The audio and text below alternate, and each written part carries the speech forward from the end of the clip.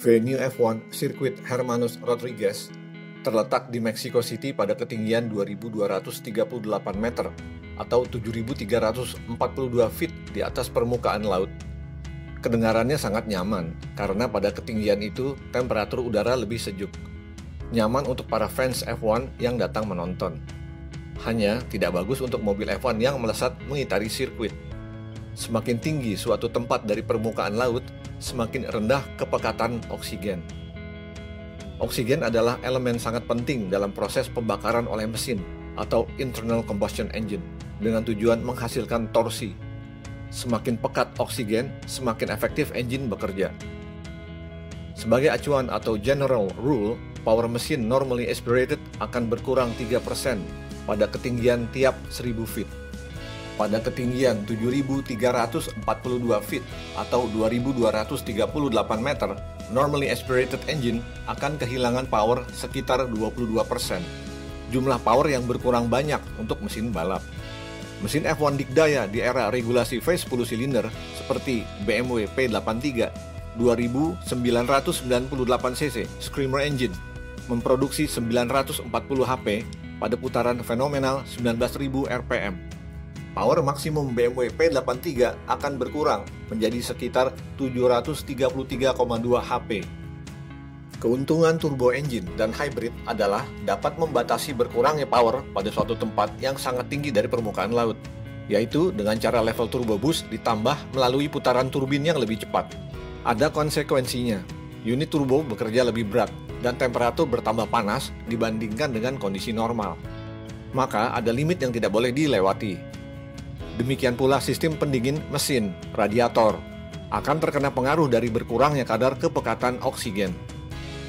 Engine yang semakin panas memicu terjadi detonasi atau knocking di dalam ruang bakar. Di sini dikenal dengan istilah mesin ngelitik. Knocking akan merusak mesin dalam hitungan milidetik pada saat race. Seperti piston atau ring piston pecah, klep intake, exhaust, dan valve seats, di sini dengan sebutan seating klep, mengalami deformasi, kompresi jadi bocor, dan lain-lain. Kemudian, aspek aerodinamik mobil mengalami pengaruh, yaitu downforce jadi berkurang. Ini berkaitan dengan efektivitas grip ban pada saat mobil melewati tikungan yang juga menurun. Mobil Red Bull dengan setup high rake angle sedikit diuntungkan dibandingkan sudut low rake mobil Mercedes. High rake angle menghasilkan lebih besar downforce. Tentunya para engineer profesional tiap tim F1 sudah mempunyai setup untuk kondisi seperti itu. Engine tuner biasanya melakukan satu dari beberapa hal untuk antisipasi knocking pada RPM tertentu, seperti setting rasio campuran udara dan BBM atau AFR sedikit lebih rich atau basah, menaikkan debit supply BBM pada injektor, memundurkan ignition timing atau waktu pengapian beberapa derajat, dan lain-lain.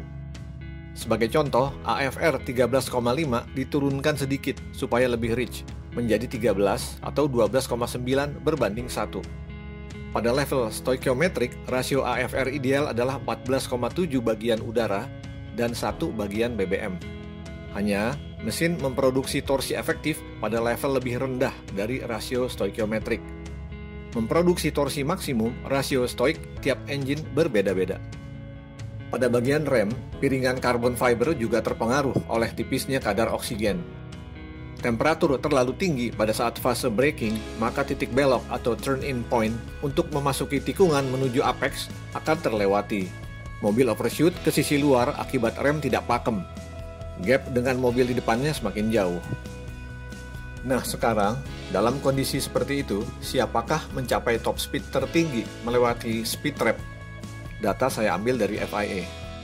Pembalap Lance Stroll meraih top speed tertinggi, yaitu 360,8 km per jam.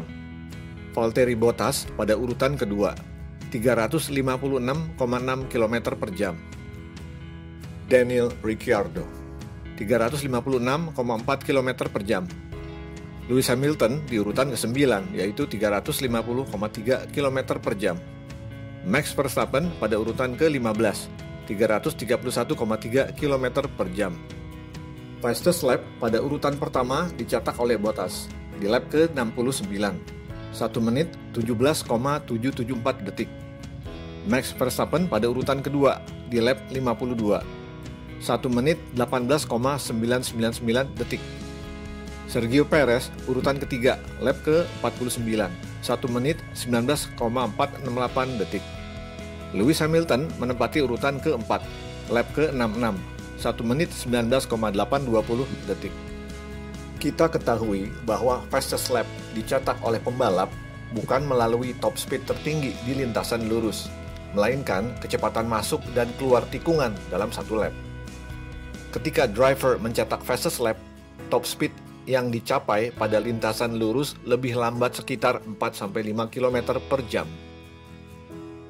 Demikian dan terima kasih.